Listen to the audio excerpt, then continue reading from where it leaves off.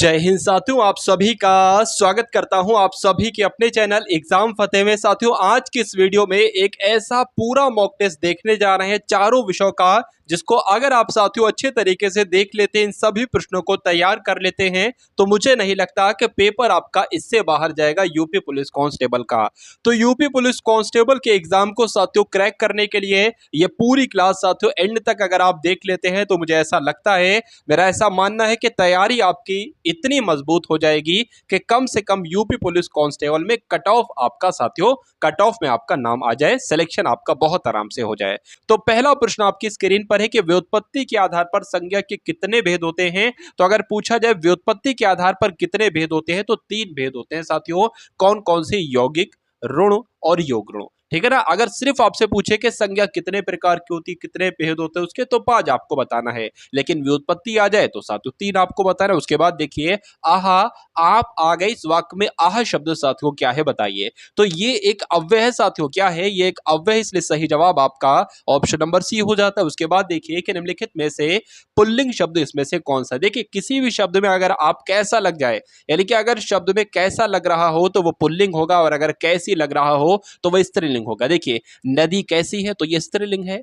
पानी कैसा है, पानी के साथ कैसा आ गया ना, तो पानी आपका पुल्लिंग हो जाएगा। उसके अलावा इलायची कैसी है, ये भी स्त्रीलिंग है, और प्याज कैसी है, ये भी स्त्रीलिंग है। तो कुल मिला के आपका आंसर जो जाएगा वो ऑप्शन नंबर बी के साथ जाएगा। उसके बाद देखिए, को से किस कारक चिन्ह का साथियों बोध होता है बताइए। देखिए, आप लोग ये ध्यान कर लीजिए, कर्ता ने कर्म को, तो कर्म के साथ का साथियों क्या आया? को आया। अगर यहां पर ने होता और पूछा जाता ने किस कारक चिन्ह का बोध है, तो आप कर्ता बताते साथियों। अधिकरण की अगर बात करें तो अधिकरण में आता है या पर आता है। संप्रदान की अगर बात करें तो संप्रदान में क्या आता है साथियों? के लिए आता है, और कर्ण में साथियों से आता है, और कर्म के लिए यानी कि कर्म की अगर बात करें तो को हो जाता है। राम खाना खाता है, इस वाक्य में कौन सा वाच्य है साथियों बताइए। देखिए, इस वाक्य की अगर बात करें तो राम खाना खाता है, यानी कि इसमें साथियों कर्तृवाच्य हो जाएगा। सही जवाब आपका बी के साथ जाएगा। संकर शब्द किसे कहा जाता है साथियों? एग्जाम में अगर एक क्वेश्चन आता है ना, तो बहुत सारे बच्चे इसको गलत करके चले आते हैं। तो साथियों, ग्रामीण भाषा को कहा जाता है तो नहीं, संस्कृत भाषा शब्दों को भी नहीं, ग्रामीण व संस्कृत भाषा के कुछ विशेष शब्दों को नहीं, दो भाषा के शब्दों से मिलकर बने शब्द को क्या कहा जाता है? संकर शब्द कहा जाता है। जैसे रेलगाड़ी अगर आपसे पूछा जाए कि ये कैसा शब्द है, तत्सम है, तद्भव है, देशज है, विदेशज या संकर है, तो रेलगाड़ी साथियों संकर शब्द है। क्यों? क्योंकि दो ये अलग अलग भाषाओं से मिलकर बना है। पूछा जाए टिकट घर कैसा शब्द है, तो टिकट घर भी आपका संकर शब्द है। पूछा जाए अजायब घर कैसा शब्द है, तो अजायब घर भी आपका संकर शब्द ही है। उसके बाद देखिए, सुत शब्द को स्त्रीवाचक बनाने के लिए किस प्रत्यय का प्रयोग किया जाएगा। तो सुत को साथियों कुछ नहीं, सुत में बड़े आ की मात्रा लगा दो, यानी कि सुता कर दो, यह स्त्रीवाचक शब्द हो जाएगा। तो कुल मिला के जिनका आंसर यहां पर डी था, तो बिल्कुल सही था। अगर बात करते हैं साथियों, छा वर्ण किसके योग से बना है, तो मैं कहूंगा का, हलंत वाला का, और शाह के योग से बना है, इसलिए सही जवाब जिनका ए है, तो बिल्कुल सही हो जाता है। उसके बाद देखिए, घा का उच्चारण स्थान इनमें से कौन सा है बताइए। देखिए, घा के उच्चारण स्थान की अगर बात करें, जिसके का है, खा है, गा है, घा है, तो ये सारे के सारे साथियों कंठ के अंतर्गत वर्ण आते हैं। तो घा की अगर बात करते हैं, घा भी आपका कंठ के ही अंतर्गत आएगा। उसके बाद देखिए, रेखांकित सर्वनाम किस प्रकार की है बताइए। यानी कि कोई तो होगा जो तुम्हारी सहायता कर सके, इसमें कोई आपको बताना है कैसा शब्द है। पुरुषवाचक सर्वनाम है, प्रश्नवाचक सर्वनाम है, अनिश्चयवाचक सर्वनाम है, निश्चयवाचक सर्वनाम। देखिए, प्रश्नवाचक सर्वनाम भी नहीं है, क्योंकि ये क्या नहीं है, ठीक है ना, कैसे नहीं है, ये शब्द प्रश्न पूछते हैं। अगर बात करें निश्चयवाचक भी नहीं, क्योंकि निश्चय में यह होता है, वह होता है। उसके अलावा अगर बात करते हैं साथियों, यहां पर अगर बात करें, ये अनिश्चय सर्वनाम है, ठीक है ना। तो कुल मिला के कोई शब्द कैसा सर्वनाम है, तो अनिश्चयवाचक सर्वनाम है। उसके बाद देखिए, पेड़, लड़का पेड़ से गिरा, क्या लड़का पेड़ से गिरा, तो इसमें कौन सा कारक है, यहां पर सा शब्द आया है। और जब सा शब्द जहां पर होता है साथियों, या तो वहां पर कर्ण कारक होता है या अपादान कारक होता है। तो कुल मिला कि जब दो चीजें आप देखेंगे दोनों आपस में मिल रही हैं, तो वहां पर कर्ण कारक होगा। लेकिन दो चीजें आपस में जुदा हो रही हैं, यानी कि लड़का पेड़ से गिरा, यानी कि लड़का पेड़ से अलग हुआ, यानी कि अलगाव हुआ। तो जहां पर अलगाव होता है साथियों और से शब्द आता है, वहां पर आपका अपादान कारक होता है। अब उसके बाद देखेंगे, अगले नंबर का प्रश्न आपकी स्क्रीन पर है कि पापी में कौन सा विशेषण है साथियों बताइए। तो कोई मनुष्य होगा पापी, कोई आदमी होगा पापी, तो ये उसका एक गुण बताया जा रहा है कि वो पापी है। तो इसमें कैसा विशेषण हो जाएगा? पापी आदमी, यानी कि ये गुणवाचक विशेषण हो जाएगा। सही जवाब आपका ऑप्शन नंबर सी के साथ जाएगा। उसके बाद देखिए अगला प्रश्न है कि निम्नलिखित में से शुद्ध वर्तनी वाला शब्द बताइए। तो आशीर्वाद आप कैसे लिखते हो? ऐसे तो मैं कहूंगा नहीं, ऐसे लिखते हो, ऐसे भी नहीं लिखते हो साथियों। कैसे लिखते हो? जैसे आपका ऑप्शन नंबर सी में लिखा हुआ है, ऐसे लिखते हो। समास का मतलब क्या होता है साथियों? पूरा चैप्टर आपने पढ़ डाला समास, लेकिन आपको अभी तक ये नहीं पता कि समास का आखिर मतलब क्या होता है। तो समास का मतलब होता है किसी चीज को छोटे में लिखना, संक्षेप में लिखना एक तरीके से। तो कुल मिला के राइट आंसर आपका जो जाएगा वो ऑप्शन नंबर ए के साथ जाएगा। उसके बाद देखिए कि निम्नलिखित में से कौन सा शब्द बहुब्रीहि समास का उदाहरण है? बताइए। चलिए, क्या हो सकता है साथियों? इस क्वेश्चन का बिल्कुल सही जवाब बताने की कोशिश करेंगे आप सभी लोग। तो अगर बात करें साथियों यहाँ पर बहुब्रीहि समास, इसमें से कौन सा शब्द है? तो जो दशानन शब्द है ना साथियों, दशानन शब्द, इसमें आपका बहुब्रीहि समास हो जाएगा। उसके बाद देखिए निम्नलिखित में से कौन सा शब्द सारंग का अर्थ नहीं है? यानी कि सारंग का मतलब इसमें से क्या होता है? पपीहा होता है, कामदेव होता है, राजहंस होता है, लेकिन शहद नहीं होता है। उसके बाद देखिए दांतों तले उंगली दबाना, इसका मतलब क्या होता है साथियों? बताइए। तो इसका मतलब होता है एकदम आश्चर्य करना, यानी कि आश्चर्य करने को ही कहा जाता है साथियों, दांतों तले उंगली दबाना। उसके बाद देखिए निम्नलिखित में से कौन सा शब्द वायु का समानार्थी नहीं है? देखिए यहां पर अगर बात करें साथियों, वायु को समीर भी कहते हैं, ठीक है ना। उसके अलावा वायु को अनिल भी कहते हैं, मारुत भी कहते हैं वायु को, लेकिन वायु को समर नहीं कहा जाता, नहीं कहा जाता है। तो यही आपका सही जवाब हो जाता है। उसके बाद देखिए कि निम्नलिखित में से अनुचित जोड़े को आपको बताना, इसमें से कौन सा अनुचित जोड़ा है? देखिए तूती बोलने का मतलब क्या? विरक्त होना होता है। ढेर करने का मतलब हरा देना होता है, ये तो बिल्कुल सही लग रहा है। डंके की चोट पर का मतलब क्या होता है साथियों? डंके की चोट पर मतलब होता है स्पष्ट शब्दों में कह देना, बिल्कुल सही। जहर की पुड़िया साथियों धोखेबाज एक तरीके से होता है, लेकिन तोती बोलना का मतलब विरक्त होना नहीं होता है, नहीं होता है। तो यही आपका बिल्कुल सही जवाब हो जाता है। उसके बाद देखिए दिए गए काले अक्षर का पर्यायवाची शब्द आपसे पूछा जा रहा है, यानी कि यहां पर अगर साथियों एक तरीके से हम लोग बात करते हैं ना, देखिए यहाँ पर राष्ट्रीय झंडा एक तरीके से लिखा है, तो राष्ट्रीय झंडे को एक तरीके से साथियों पर्यायवाची आपसे कुल मिला के यहाँ पर पूछा जा रहा है। बताइए। चलिए, तो यहाँ पर देखने पर हमें मालूम होता है कि झंडे को एक तरीके से ध्वज भी कहा जाता है, पताका भी और सेतु भी कहा जाता है, लेकिन साथियों विमान नहीं कहा जाता है, नहीं कहा जाता है। तो यही आपका सही जवाब हो जाता है। उसके बाद देखिए कि निम्नलिखित में से ऊहापोह की अगर बात करते हैं ना साथियों, ऊहापोह शब्द यहाँ पर लिखा हुआ है, तो ऊहापोह का पर्यायवाची आपसे कुल मिला के पूछा जा रहा है। तो ऊहापोह का पर्यायवाची होता है साथियों असमंजस। क्या? असमंजस आपका बिल्कुल सही जवाब हो जाता है। और जिनका भी आंसर साथियों ऑप्शन नंबर बी है, तो बिल्कुल करेक्ट भाई, बहुत बढ़िया, वेरी गुड क्लास। चलिए अब उसके बाद देखिए साथियों अगले नंबर का क्वेश्चन आपकी स्क्रीन पर है, देखिए और बताइए सही जवाब क्या होगा। अंधे को दीपक दिखाना एक मुहावरा है, और इस मुहावरे का मतलब आपसे पूछा जा रहा है कि अंधे का रास्ता रोशन करना, या नासमझ को उपदेश देना, या नासमझ को रोशनी देना, या अंधे की सहायता करना। तो मैं कहूंगा साथियों नासमझ को उपदेश देना ही कहलाया जाता है, अंधे को दीपक दिखाना। उसके बाद देखिए अगला प्रश्न है, पैसे से ही पैसे से ही आदमी की इज्जत है, इसके लिए आपको बताने के लोकोक्ति का चयन आपको कुल मिला के करना है। तो होनहार बिरवान के हो चुकने पात तो नहीं, जर है तो नर नहीं तो खंडहर, ये बिल्कुल साथियों सही हो जाएगा। यानी कि पैसे से ही आदमी की इज्जत के लिए आदमी की इज्जत है, यानी कि जर है तो नर नहीं तो खंडहर है, मतलब इसका मतलब होता है साथियों ये। चलिए उसके बाद देखिए कि निम्नलिखित में से अवनी का विलोम इसमें से कौन सा है? बताइए। तो अवनी का विलोम क्या होता है? अंबर होता है। सही जवाब आपका सी के साथ। निम्नलिखित में से कौटिल्य का अगर विलोम आपसे पूछा जाए, तो कौटिल्य का विलोम होता है साथियों आर्जव। क्या होता है साथियों? कौटिल्य का विलोम आर्जव होता है। अब उसके बाद देखिए कि निम्नलिखित में से शुद्ध वाक्य का चयन कीजिए, बताइए। तो यहां पर अगर बात करें, इस ग्रंथ का निर्माण तुलसीदास ने किया, देखिए ग्रंथ का निर्माण नहीं किया जाता, तो यह अशुद्ध वाक्य हो जाएगा। समाज की वर्तमान दशा चिंताजनक है, इसमें तो कोई दिक्कत नहीं लगी। मैंने तरह तरह के रेशम के कपड़े पसंद किए, गलत है। तुम्हारी दृष्टि तुम्हारी पुस्तक पर होनी चाहिए, ये भी सही नहीं। तो कुल मिला के शुद्ध वाक्य इसमें से साथियों कौन सा है? तो ऑप्शन नंबर बी वाला इसमें बिल्कुल शुद्ध वाक्य है, बाकी में कुछ ना कुछ त्रुटि है। उसके बाद देखिए शास्त्र का उचित संधि विच्छेद आपसे कुल मिला के पूछा जा रहा है, बताइए। तो इसका संधि विच्छेद क्या होगा साथियों? इसका संधि विच्छेद हो जाएगा सत्य धन शास्त्र, इसलिए सही जवाब आपका ऑप्शन नंबर डी हो जाता है। उसके बाद देखिए निम्नलिखित में से पवन का संधि विच्छेद क्या होगा? बताइए।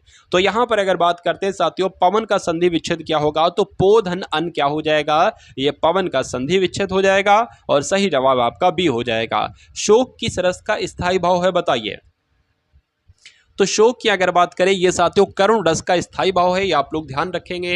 राइट आंसर जिनका भी यहां पर ऑप्शन नंबर बी है तो बिल्कुल सही हो जाता है। छंद से संबंधित गणों की सही संख्या क्या होगी, तो अगर एग्जाम में क्वेश्चन आए जाए तो 8 बता देना कि छंद से संबंधित गणों की जो संख्या होती है वो 8 होती है। निम्नलिखित में से कौन सा अर्थ अलंकार का भेद नहीं है बताइए, यानी कि कौन सा शब्द अलंकार है बताइए। चलिए देखिए, अर्थ अलंकार का भेद नहीं है ये साथियों नहीं है, बाकी ये भी है, ये भी है, ये भी है, क्योंकि ये साथियों शब्द अलंकार का भेद है। उसके बाद देखिए निम्नलिखित में से उत्प्रेक्षा अलंकार का उदाहरण इसमें से कौन सा है, तो देखिए उत्प्रेक्षा अलंकार में कुछ शब्द हैं जिसके मानो, मनु, मनहो शब्द आ जाए बीच में, या जानो, जनु, जनहु शब्द आ जाए कहीं पंक्ति में बीच में, तो वहां पर साथियों उत्प्रेक्षा अलंकार होता है। ये है सरस, ओस की बूंद, या है मंजुल मोती, इसमें नहीं आया है। मानो घर, घर ना हो कोई चिड़िया घर हो, तो यहां पर साथियों मानो आ गया, तो कुल मिला के इसमें आपका उत्प्रेक्षा अलंकार हो जाता है। उसके बाद देखिए अंधेर नगरी का मतलब क्या होता है बताइए। राज्य विहीन स्थान नहीं, अन्याय की जगह, बिल्कुल साथियों अंधेर नगरी को कहा जाता है कि अन्याय की जगह है। उसके बाद देखिए सचिदानंद हीरानंद वात्स्यन का उपनाम क्या है साथियों बताइए। तो इनका अगर उपनाम की अगर बात करें तो इनका उपनाम साथियों आगे है, इसलिए सही जवाब जिनका भी यहां पर ऑप्शन नंबर सी है तो बिल्कुल सही है। उसके बाद देखिए बिहारी की क्या प्रसिद्ध है, कवित्व प्रसिद्ध हैं, सवैया प्रसिद्ध हैं, पद प्रसिद्ध हैं, या साथियों दोहे इनके जाने जाते हैं, तो इनके साथियों दोहे प्रसिद्ध हैं। कवि बिहारी के दोहे आपने बहुत पढ़े भी होंगे, सुने भी होंगे। उसके बाद देखिए सूरदास ने किस भाषा में सूर सागर की रचना की थी बताइए।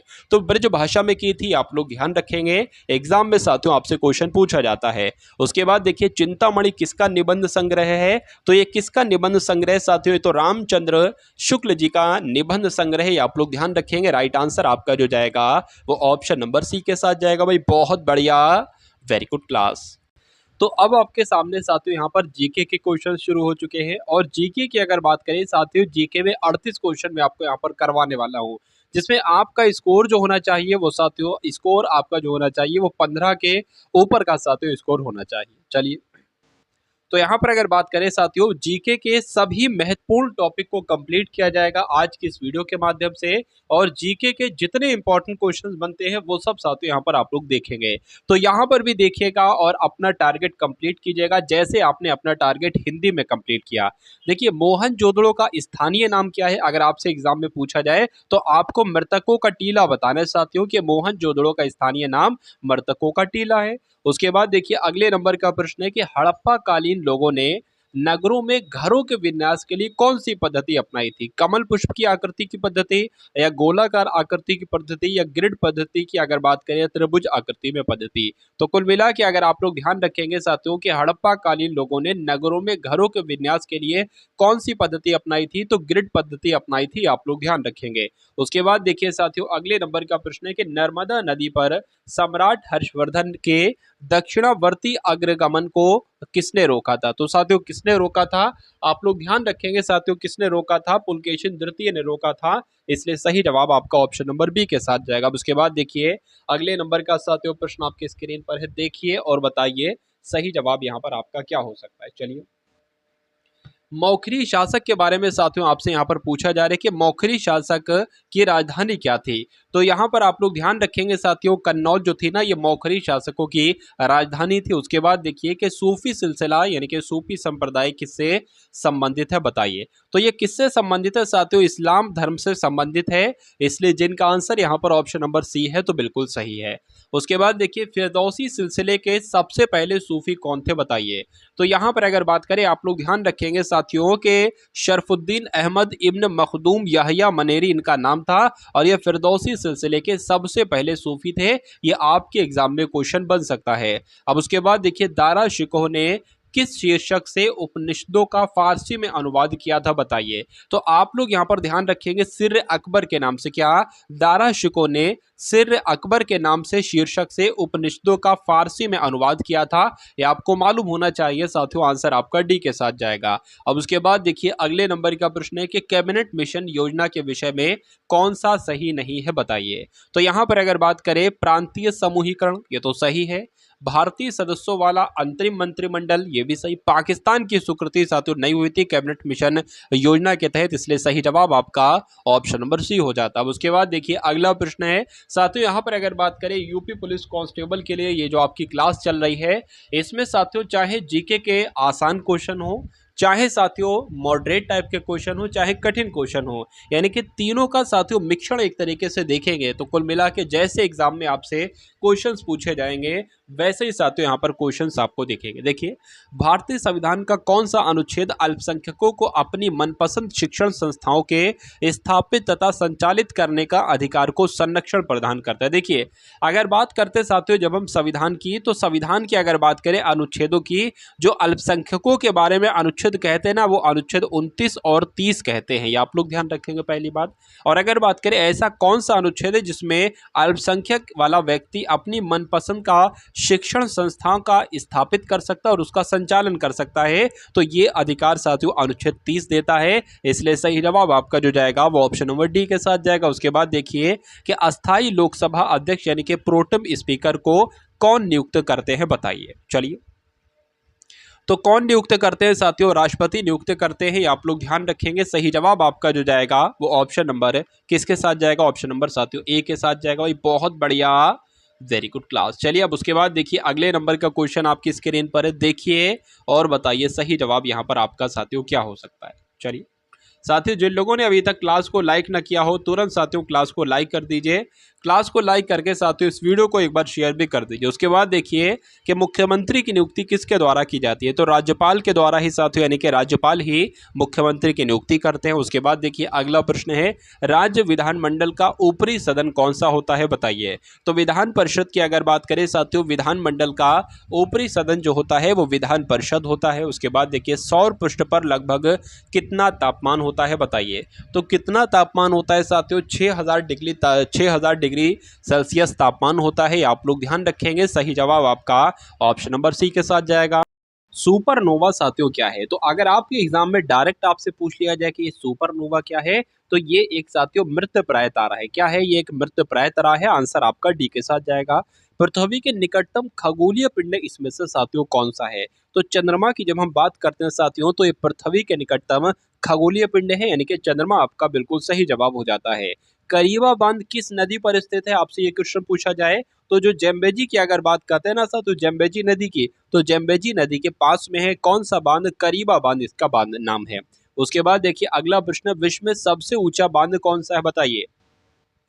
तो जो ताजिकिस्तान में है साथियों, इस बांध का नाम की अगर बात करें तो ये इसका बांध का नाम है रोगुंसकी बांध, और ये विश्व का सबसे ऊंचा बांध कहलाया जाता है। उसके बाद देखिए अगला प्रश्न है कि कौन सा शहर मिसिसिपी तथा मिसौरी नदियों के संगम पर स्थित है बताइए। तो कौन से शहर की बात चल रही है साथियों? सेंट लुइस शहर की बात चल रही है। ये मिसिसिपी तथा मिसौरी नदियों के संगम पर स्थित है। सही जवाब आपका जो जाएगा वो ऑप्शन नंबर बी के साथ जाएगा। उसके बाद देखिए अगले नंबर का प्रश्न है कि बुडापेस्ट शहर किस नदी के किनारे पर है बताइए।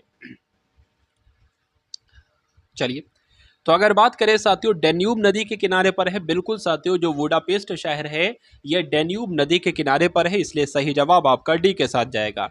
चौथ क्या है अब आपसे पूछा जा रहा है बताइए। तो चौथ की अगर बात करें, क्या औरंगजेब द्वारा लगाया गया एक धार्मिक कर है? तो नहीं। शिवाजी द्वारा लगाया गया एक मार्ग कर था? तो नहीं। अकबर द्वारा वसूल किया जाने वाला सिंचाई कर था? तो नहीं। पड़ोसी राज्यों पर शिवाजी द्वारा लगाया गया भूमि कर था? बिल्कुल साथियों, ये शिवाजी के द्वारा लगाया गया था पड़ोसी राज्यों पर, और ये एक भूमि कर था जिसका नाम था साथियों चौथ कर। उसके बाद देखिए अगला प्रश्न है कि पिट्स इंडिया एक्ट 1784 क्या था बताइए।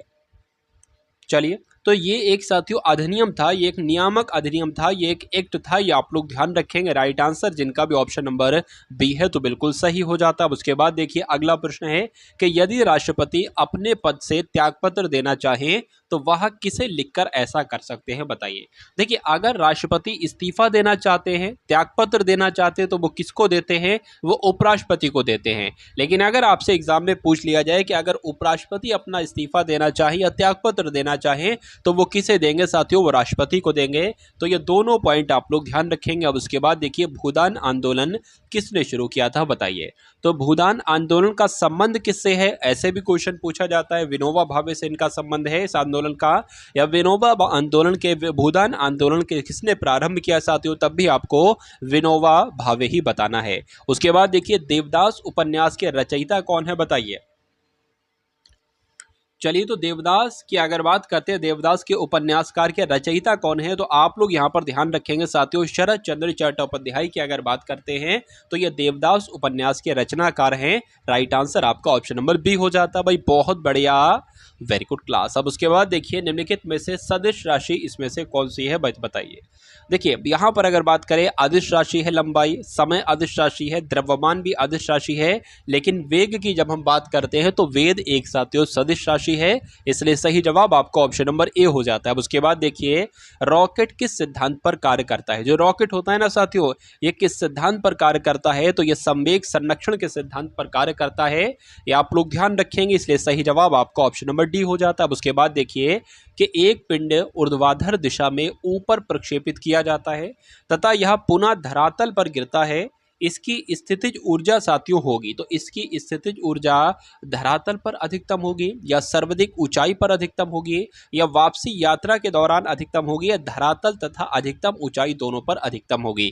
तो मैं कहूंगा साथियों धरातल सर्वाधिक ऊंचाई पर अधिकतम होगी, यह आपका राइट आंसर हो जाता है ऑप्शन नंबर बी। उसके बाद देखिए अगले नंबर का क्वेश्चन है कि लोलक घड़ियां गर्मियों में सुस्त हो जाती हैं, क्यों सुस्त हो जाती हैं, क्योंकि गर्मियों में दिन लंबे होते हैं तो नहीं, कुंडली में घर्षण होता है तो नहीं, लोलक की लंबाई बढ़ जाती है तो नहीं, लोलक के भार में परिवर्तन हो जाता है तो नहीं, तो कुल मिला के नहीं कहना चाहिए। यहां पर मुझे साथियों राइट आंसर जो होना चाहिए वो लोलक की लंबाई बढ़ जाती है। देखिए लोलक घड़ी है, गर्मियों में क्यों सुस्ती पड़ जाती है, लोलक जो होता है ना उसकी लंबाई बढ़ जाती है, और जब किसी की लंबाई साथियों बढ़ जाएगी तो वो चलती हुई आपको एक तरीके से कैसे दिखेगी साथियों, एक तरीके से आपको सुस्त दिखेगी। तो लोलक घड़ियां गर्मियों में सुस्त इसलिए हो जाती है क्योंकि उनकी लोलक की लंबाई बढ़ जाती है। राइट आंसर जिनका ऑप्शन नंबर सी था तो बिल्कुल सही है। अब उसके बाद देखिए अगले नंबर का प्रश्न है कि रसायन विज्ञान के क्षेत्र में सबसे पहले नोबेल पुरस्कार किसको दिया गया था, बताइए। तो सबसे पहले नोबेल पुरस्कार किसको दिया गया था रसायन विज्ञान के क्षेत्र में साथियों, तो J.H.